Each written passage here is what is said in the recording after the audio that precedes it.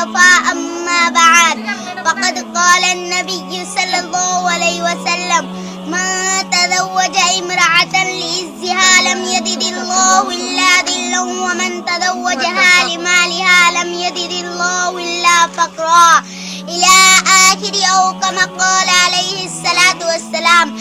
صدر محترم گرامی قدر سامعین اکرام، اس وقت میرا موضوع سخن ہمارے معاشرہ کا عناصر ہے جس نے زندگی کی بنیادوں کو ہلا کر رکھ دیا ہے، سینکڑوں ہزاروں گھروں کو تباہ و برباد کر دیا ہے اور کتنے ہی جذبات کو مسل کر رکھ دیا ہے. یہ وہ بیماری ہے جسے آپ جہیز کے نام سے یاد کرتے ہیں.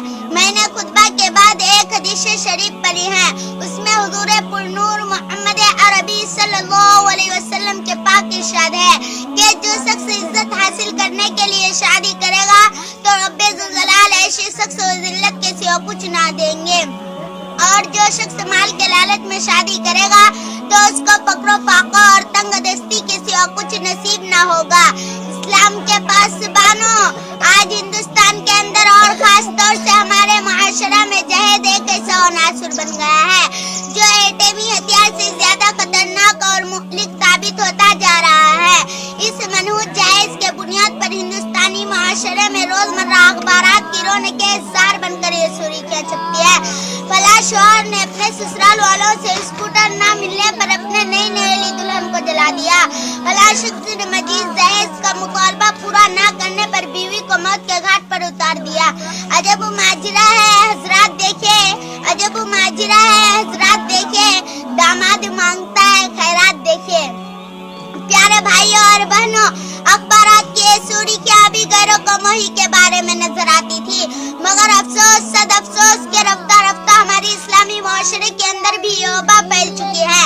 آج اخبارات کے اندر جہیز کے لیے بھیڑی چڑھنے والے کہیں فاطمہ، کہیں رضیہ، کہیں شبنم و فرزانہ اسلامی شریعت کے نام لیواؤں سے یہ کہہ رہی ہے کاش ہماری اسلامی شریعت اور کتابوں کے بجا عمل میں آ جاتی.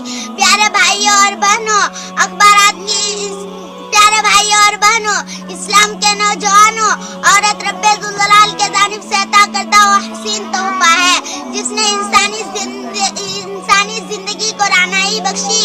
اسی عورت کے دم سے نظاروں میں خوبصورتی پیدا ہوئی. اسی معصوم کلی نے حضرت آدم علیہ السلام کے زندگی سے خوف و وحشت کو دور کیا. مگر ان تمام باتوں کے باوجود ظلم ستم کی تاریخ شاہد ہے کہ اس دار فانی میں جتنے مظالم برپا ہوئے ہیں ان میں زیادہ تر صنفی نازکی پر کیے گئے ہیں. اس بے رحم سماج نے عورت کو جس نظر سے دیکھا ہے وہ نہایت ہی قابل مذمت ہے. تاریخ عالم ان دردناک واقعے سے بھری پڑی ہے. کبھی حضرت مریم کو دنیا والا نے محتم کر کے جنگلوں کے خاک چھانے پر مجبور کیا، تو کبھی نمرود نے اپنے بیٹی کو ایمان لانے کے پاداش میں آگ میں ڈالا، تو کبھی عرب کے جاہل معاشرے نے لڑکیوں کی پیدائش کو اس قدر منحوس تصور کیا کہ ان کو پیدا ہوتے ہی زندہ درگور کر دیا جاتا تھا. محترم حضرات، آج بھی ان معصوم دو سیداؤں پر ظلم ستم کی پہاڑ توڑے جا رہے ہیں. جبر و تشدد کی خاردار جاریہ ان کے راہ میں حائل ہے. آج بھی ان عورتوں کے ارمانوں کا خون